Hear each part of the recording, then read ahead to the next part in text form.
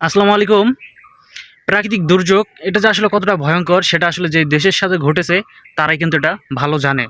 অবশেষে আফগানিস্তানে বিশাল ভূমিকম্প এবং এই ভূমিকম্পে এখন পর্যন্ত ৯০০ জনের মতো নিহত হয়েছে, যেটা খুবই কষ্টকর এবং একটা দেশের জন্য খুবই মারাত্মক একটা ঝুঁকিপূর্ণ অবস্থা। আসলে কি বলবো, আসলে এটা বলার মতো কোনো ভাষা নেই, কারণ যার সাথে এটা ঘটতেছে তারাই জানে যে আসলে তার পরিবারের বেদনাটা কেমন। এবং এর আগেও আমরা এই প্রাকৃতিক দুর্যোগগুলো লক্ষ্য করেছি, যেমন তুরস্কে যেটা হয়েছিল, মোটামুটি সেই সময় ৫৪,০০০ মানুষ মারা গিয়েছিল, যেটা আফগানিস্তানের এই ভূমিকম্পের থেকে অনেক অনেক হাজার গুণ বেশি ক্ষতির সম্মুখীন হয়েছিল তুরস্ক। এবং তুরস্কের এই ঘটনাটাতে সারা বিশ্ব খুব বড় একটা ধাক্কা খেয়েছিল, যেটা আসলে অনেক কষ্টজনক ছিল। এবং অবশেষে এই তুরস্কের পরে আসলো পাকিস্তানে, যে পাকিস্তানেও কিছুদিন আগে একটা বড় ধরনের প্রাকৃতিক দুর্যোগের সম্মুখীন হয়েছিল এবং সেখানেও অনেক মানুষ মারা গিয়েছিল, কারণ অতর্কিতভাবে সেই পাকিস্তানেও কিন্তু বন্যা চলে আসছিল এবং যার কারণে অনেক অনেক মানুষ পাকিস্তানেও মারা গিয়েছিল। কিন্তু পাকিস্তানের এই কাহিনীর পরের কিছুদিন পরে অবশেষে বর্তমানে শুরু হয়েছে আফগানিস্তানে, যেটা আফগানিস্তানের জন্য বড় কঠিন একটা চ্যালেঞ্জ হয়ে দাঁড়িয়েছে, কারণ এরকম প্রাকৃতিক দুর্যোগ মেনটেন করা বা এরকম প্রাকৃতিক দুর্যোগ সামাল দিয়ে ওঠার মতো আফগানিস্তানের হয়তো তেমন পরিমাণে সামর্থ্য হয়তো নেই। আসলে এই বিষয়গুলোতে যদি সারা বিশ্ব যদি তাদেরকে সহযোগিতা না করে, তাহলে কিন্তু এই উদ্ধার কাজগুলোও কিন্তু খুব দ্রুত করা সম্ভব না আফগানিস্তানের পক্ষে।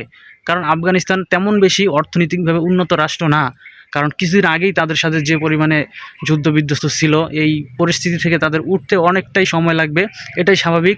আর এরই প্রেক্ষিতে অবশ্যই তালেবান সরকার কিন্তু বিশ্বের কাছে কিন্তু সাহায্যের আবেদন করেছে, এবং দেখা যাক আসলে তাদেরকে কতটুকু সহযোগিতা করে ইন্টারন্যাশনালভাবে, আর বিশেষ করে যেগুলো মানবিক সংস্থাগুলো রয়েছে।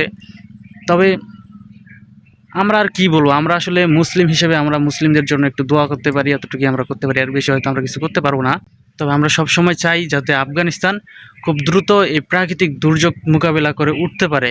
এবং আফগানিস্তানের আসলে এরকম পরিস্থিতিতে পড়ার কোনো সম্ভাবনা, এরকম একটা পরিস্থিতিও তারা জানতো না যে এরকম একটা পরিস্থিতি দাঁড়াবে।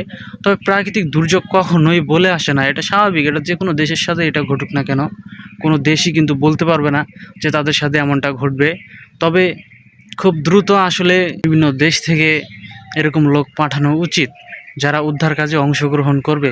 আমাদের বাংলাদেশেরও উচিত, কারণ তারা যেহেতু এই ধরনের সহযোগিতা চেয়েছে, অবশ্যই আমাদের বাংলাদেশেরও উচিত সেখানে উদ্ধার টিম পাঠানো।